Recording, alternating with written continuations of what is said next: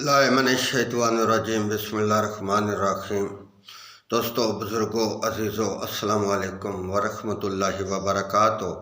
الصلاۃ والسلام علیک یا سید یا رسول اللہ، الصلاۃ والسلام علیک یا سید یا نبی اللہ۔ آج جس موضوع کی طرف ہم جا رہے ہیں یہ انتہائی حساس موضوع ہے، تو جو طلبات ہے توجہ سے سنیں۔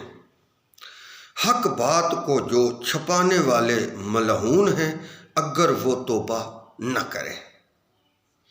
یعنی کہ حق بات جو ہمیں حکم دیا ہے اللہ اور اس کے رسول نے، جو دین ہم تک پہنچا ہے نبی صلی اللہ علیہ وسلم کے نظریے سے، اس پر ہم اگر کاربند نہ رہیں یا سیدھی بات نہ کریں، اپنے کھانے کے لیے پینے کے لیے ہم جو ہے نا لوگوں کو الٹی سلٹی باتیں بتائیں، اس سے منع فرمایا گیا ہے۔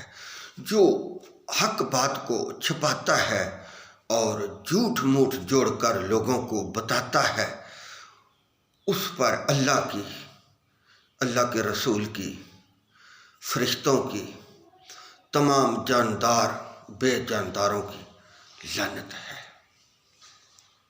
جو حق کو چھپاتا ہے اور جھوٹ کو پھیلاتا ہے۔ ایک بات نہ اللہ نے حکم دیا نہ اس کے رسول نے حکم دیا، اور وہ بات لوگوں میں نشر کرتا پھرے کہ یہ حکم اللہ اور اللہ کے رسول کا ہے، حالانکہ اللہ اور اللہ کے رسول نے یہ حکم دیا ہی نہ ہو، نازل ہی نہ ہوا۔ تو اس کے بارے میں آج ہم گفتگو کریں گے۔ حضرت فرماتے ہیں کہ ہم حضور علیہ الصلوۃ والسلام کے ساتھ ایک جنازے میں تھے۔ آپ نے فرمایا کہ قبر میں کافر کی پیشانی پر زور سے تھوڑا مارا جاتا ہے کہ تمام جاندار اس کا دھماکہ سنتے ہیں سوائے جن و انس کے، پھر وہ سب اس پر لعنت بھیجتے ہیں۔ جو حق بات کو چھپاتا ہے، جھوٹ پھیلاتا ہے، لوگوں کو اللہ کے راستے سے روکتا ہے اور مخلوق کی طرف ان کی توجہ دلاتا ہے کہ مخلوق تمہارا یہ کرے گی، یہ کرے گی، وہ کرے گی، اس قسم کے خوف پیدا کرنا، اور اللہ رب العزت کی طرف سے یہی روکنا ہوتا ہے۔ یہ نہیں کوئی کہتا کہ تم کلمہ نہ پڑھو یا تم اللہ کو نہ مانو یا اس کے رسول کو نہ مانو، یہ بات نہیں کہتے، مگر ایک مختلف طریقہ انداز اپنایا ہوتا ہے ان لوگوں نے جو اللہ کے راستے سے لوگوں کو روکتے ہیں۔ اس کا یہ بھی پہلو ہوتا ہے کہ جھوٹ پھیلانے سے روکتے ہیں کہ فلانی جگہ تم جاؤ گے تو تمہیں یہ ملے گا، فلانی جگہ جاؤ گے تو تمہیں یہ ملے گا، حالانکہ ہر چیز اللہ کے قبضہ قدرت میں ہے۔ اللہ قادر، کریم، غفور، رحیم ہے۔ اس کی ذات دی کوئی ذات نہیں، اس کی شفاعت کی کوئی شفاعت نہیں۔ تو یوں ہی معنی ہے کہ ان پر خدا کی اور تمام لعنت کرنے والوں کی لعنت ہے، یعنی تمام جانداروں کی۔ حضرت عطا فرماتے ہیں جانور کل جن و انس ہے۔ حضرت مجاہد فرماتے ہیں جب خشک سالی ہوتی ہے، بارش نہیں برستی، تو چوپائے جانور کہتے ہیں یہ بنی آدم کے گنہگاروں کے گناہوں کی وجہ سے اللہ تعالیٰ بنی آدم کے گنہگاروں پر لعنت نازل کرے۔ یہ اتنا بڑا گناہ کبیر العظیم ہے اللہ کے ساتھ شرک کرنے، 5 وقت کی نماز نہ پڑھنے، اس سے بڑا کوئی ظلم نہیں ہے، اس سے بڑی کوئی شرک نہیں ہے۔ تو جانور بھی اگر پیاسے بھوکے مرے تو وہ بھی یہی کہتے ہیں کہ یہ بنی آدم کی وجہ سے، یعنی کہ نو انسان کی وجہ سے جو گنہگار ہیں ان کی وجہ سے ہم بھوکے پیاسے مر رہے ہیں۔ اللہ رب العزت ان پر لعنت کرے۔ آپ اندازہ کر لیں۔ بعض کہتے ہیں اس سے مراد فرشتے اور مومن لوگ ہیں۔ حدیث میں ہے کہ عالم کے لیے ہر چیز استغفار کرتی ہے، جہاں تک کہ سمندر کی مچھلیاں بھی۔ اس آیت میں ہے کہ علم کے چھپانے والوں کو خدا لعنت کرتا ہے، جو علم کو چھپاتے ہیں، جو حق بات کو چھپاتے ہیں۔ ایک آدمی قرآن حفظ کرتا ہے، ترجمہ ہر چیز اس کے ذہن میں آ جاتی ہے، سما جاتی ہے، تو اس کا کام ہے کہ لوگوں کو حق بات بتائے، سچ بات بتائے، کھانے کا نظریہ نہ بنائے۔ حدیث پر اس کو عبور ہو جاتا ہے، حدیث کو اچھی طرح سمجھ لیتا ہے، پڑھ لیتا ہے، تو اس کو چاہیے کہ اللہ کے نبی کے احکام جو ہیں وہ لوگوں تک پہنچائے۔ تو علم ایک روشنی ہے، علم سے جہالت اور غربت کا خاتمہ ہوتا ہے۔ جو علم جان بوجھ کر نہیں سیکھتا، اللہ اور اللہ کے رسول کے احکام جان بوجھ کر چھپاتا ہے علم حاصل کر کے، تو گویا اس نے کفر کیا ہے۔ جو اللہ کی بات لوگوں تک صحیح نہ پہنچائے، اس کے رسول کی بات لوگوں تک صحیح نہ پہنچائے۔ سب لوگ عالم فاضل پڑے ہوئے نہیں ہوتے، تو جو علم اچھی طرح حاصل کرے پھر لوگوں میں اس کی روشنی پھیلائے، یعنی اللہ اور اللہ کے رسول کے احکام خود بھی سیکھے، عمل کرے، اور پھر مخلوق خدا کے اندر بھی لوگوں کو بتائے، سمجھائے، لکھائے، پڑھائے، تو اس پر اللہ اور اللہ کے رسول کی اور تمام فرشتوں کی اور تمام جانداروں کی اس پر رحم ہوتا ہے۔ وہ استغفار اس کے لیے کرتے ہیں، دعا اس کے لیے کرتے ہیں۔ تو جو علم کو چھپائے، جھوٹ بولے، اس پر تمام مخلوق کی لعنت ہوتی ہے۔ اور فرشتے اور تمام لوگ اور کل لعنت کرنے والے لعنت کرتے ہیں۔ ہر بے زبان، چاہے زبان سے کہے، چاہے کسی بولی سے کہے، اور قیامت کے دن بھی سب چیزیں ان پر لعنت کریں گی۔ واللہ علم، پھر ان میں سے ان لوگوں کو خاص کر لیا جو اپنے اس فعل سے باز آ جائیں اور اپنے اعمال کی پوری صلاح کر لیں، اور جو چھپایا تھا اسے ظاہر کریں۔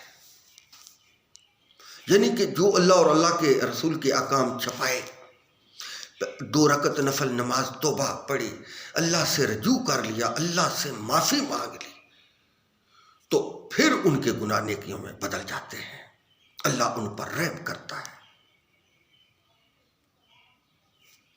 جو علم والے اسلام کے اندر جن بھی لوگوں کے پاس علم ہے، اللہ اور اللہ کے رسول کے احکام ہیں، سمجھے، پڑھے، لکھے، ان پر یہ ذمہ داری عائد ہوتی ہے کہ وہ اللہ اور اللہ کے رسول کے احکام مخلوق خدا کے اندر وضاحت سے بیان کریں۔ ان کو یہ نہیں سوچنا چاہیے کہ ہم یہ بات کریں گے تو ہمارے سے لوگ ناراض ہو جائیں گے، ہم یہ بات کریں گے تو ہم سے لوگ ناراض ہو جائیں گے۔ کوئی ناراض ہوتا ہے تو بے شک ہو جائے، اللہ اور اللہ کے رسول نہ ناراض ہو۔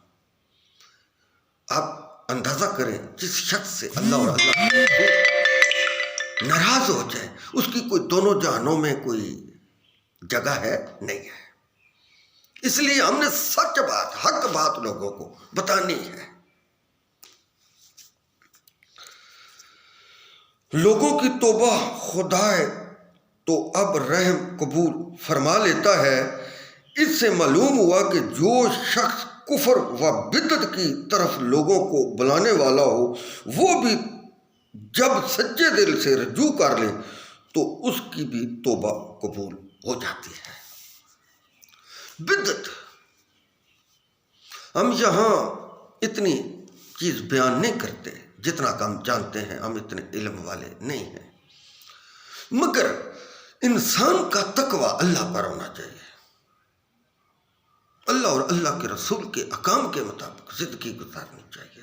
جو بھی شخص سنت کے خلاف جاتا ہے، یقیناً وہ بھی کفر کرتا ہے، وہ کفر کرتا ہے۔ جو سنت کے خلاف جاتا ہے۔ بھائی لوگوں، جس کام کا نبی حکم دے وہ کرو، جس کام سے نبی منع کرے اس کام سے منع ہو جاؤ، بات ختم ہوگی۔ یہاں انسان دنیا میں آیا اسی وجہ سے آیا، عبادت کے لیے آیا، عبادت کے لیے پیدا کیا گیا، تو اس کا یہ حق ہے، فرض ہے کہ اللہ کی عبادت کرے، اللہ اور اللہ کے رسول کے احکام کے مطابق زندگی گزارے۔ بعض روایتوں سے پتہ چلتا ہے کہ اگلی امتوں میں ایسے زبردست بدکاروں کی توبہ قبول نہیں ہوتی تھی، لیکن نبی صلی اللہ علیہ وسلم کی امت کے ساتھ یہ مہربانی مخصوص ہے۔ اس کے بعد ان لوگوں کو بیان ہو رہا ہے جو کفر کریں تو توبہ نہ ہو اور کفر کی حالت میں مر جائے، یعنی کہ توبہ نہ کرے، بدعت کرتا رہا، کفر کرتا رہا، نماز نہ پڑھتا رہا، روزے نہیں رکھتا رہا، زکوٰۃ نہیں دیتا رہا، حج نہیں کیا، اللہ اور اللہ کے رسول کے احکام کے مطابق زندگی نہیں گزاری، لوگوں کو بدرائی کرتا رہا، برے کام سکھاتا رہا، تو اس شخص کے لیے مرنے سے پہلے ہی اس پر دوزخ واجب ہو جاتی ہے۔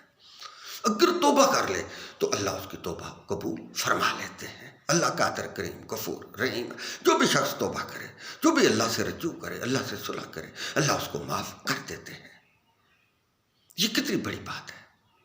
ہم ایسے ایسے گناہ کر جاتے ہیں جن کا تصور بھی نہیں کیا جا سکتا، تو ہر وقت اللہ سے معافی مانگنی چاہیے، توبہ کرنی چاہیے، نماز پڑھنی چاہیے۔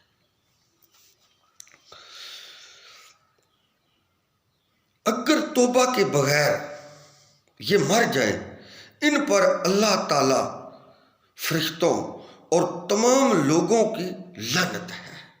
جو کفر کرے، علم چھپائے، بدعتیں کریں، نماز نہ پڑھیں، لوگوں کو صحیح بات نہ بتائیں، جھوٹ بتائیں، تو بغیر توبہ سے یہ اگر مر جائیں تو ان پر لعنت ہے، جو میں نے یہ بیان کیا ہے۔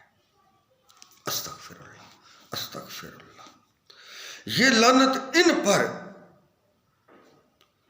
جھٹ پڑتی ہے اور قیامت تک ساتھ ہی رہے گی، چپک جاتی ہے لعنت ان کے ساتھ، قیامت تک یہ لعنت ان کے ساتھ رہے گی جو اللہ سے بدعت کرتے ہیں، اور دوزخ کی آگ میں لے جائے گی، اور وہ عذاب بھی ہمیشہ رہے گا۔ تو عذاب میں کبھی کمی نہ ہوگی، کبھی موقف نہ ہوگی، بلکہ ہمیشہ کے ساتھ سخت سے سخت عذاب میں رہیں گے۔ یہ آپ اندازہ کر لیں۔ تو ہمیں چاہیے کہ ہم تھوڑے سے وقت میں آئے ہیں، اگر 10 ارب بھی اکٹھا کر لیں تو ہماری جان نکلے گی تو وہ لوگ کھائیں گے، ہمیں کیا کچھ نصیب نہیں ہوگا۔ تو ہم جو تقدیر میں ہماری میں رزق لکھا ہے ہم اسی پر کفایت کر لیں تو بہتر ہے، بجائے زیادہ اکٹھا کرنے کے لیے۔ تو ہم نے رہنا نہیں ہے۔ جو آگے کی زندگی ہے نا وہ نہ ختم ہونے والی ہے، یہ دنیاوی زندگی ہے یہ ختم ہونے والی ہے، جو آگے کی زندگی ہے یہ ختم نہیں ہونے والی۔ یہاں ہم بیمار ہوتے ہیں، پریشان ہوتے ہیں، وہاں تو ہمیں نہ بیماری ہوگی، نہ پریشانی ہوگی، نہ بوڑھے ہوں گے، نہ نظر جائے، کچھ بھی نہیں ہوگا۔ تو دنیا کی زندگی کی زیادہ ترجیح دینے کے بجائے ہمیں آخرت کی ترجیح کو، زیادہ زندگی کو ترجیح دینی چاہیے۔ بال بچے کا بھی وہی کام کرنا چاہیے جو آپ کے پاس ہو، اتنا کی مال ان کو کھلانا چاہیے جتنا کہ آپ کے پاس ہے۔ کوئی فائدہ نہیں جائز نجائز کرنے کا، تو ان کے پیٹ بھرنے کا۔ ان کے پیٹ میں بھی آگ ہم بھرتے ہیں، اپنی بھی آخرت خراب کرتے ہیں۔ جو بیوی بچوں کو، مائی باپ کو، بہن بھائیوں کو حرام کھلاتا ہے، اصل میں وہ خود بھی برباد ہوتا ہے اور ان کو بھی برباد کرتا ہے۔ اگر باپ حرام کما کر لائے تو اس کے بیٹے بیٹیاں دیکھتے ہیں، پھر وہ بھی اسی کام پر شروع ہو جاتے ہیں۔ اگر باپ حلال کا کھاتا ہے تو یقیناً اس کے بیٹے بھی حلال کا ہی کھائیں گے۔ آرام کھانے سے پیٹ نہیں بھرتا، حلال کھانے سے پیٹ بھر جاتا ہے۔ اس کا اصل مطلب یہ ہے کہ جتنا ہوگا اتنا ہی وہ خرچ کرے گا۔ تو آرام کا ہوتا ہے پھر اس کا کوئی ناپ تول نہیں ہوتا، جتنا مرضی خرچ کرو، جتنا مرضی کھاؤ پیو۔ تو حلال میں ایک قانون قاعدہ ہوتا ہے، اتنا کھانا ہے، اتنا پینا ہے، اتنا لانا ہے، اتنا سونا ہے، اتنا جاگنا ہے، اتنا کام کرنا ہے۔ یہی حلال اور حرام میں فرق ہے۔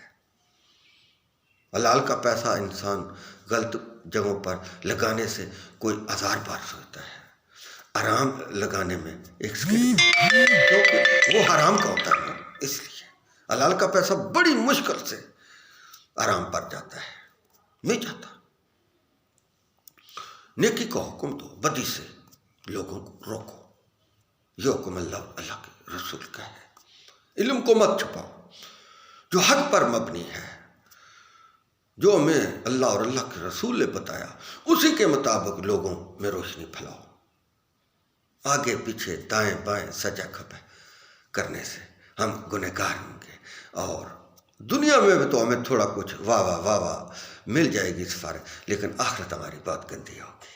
اس سے بچنا چاہیے، حق بات سچ بات کہنی چاہیے، جھوٹ نہیں بولنا چاہیے۔ یہی حکم اللہ اور اللہ کے رسول کا ہے۔ سیدھا راستہ وہی ہے جو اللہ اور اللہ کے رسول نے بتایا، باقی سب راستے ٹیڑھے ہیں، ان کی کوئی اصلیت نہیں۔ پھر پھرا کے جنت میں، یعنی کہ دوزخ کا مزہ چکھ کر۔ عقل مند سیانا اور سیدھے راستے پر وہی شخص ہے جو نبی صلی اللہ علیہ وسلم کی سنت کے مطابق زندگی گزار کر اس دنیا فانی سے چلا جاتا ہے۔ وآخر دعوانا ان الحمد للہ رب العالمین۔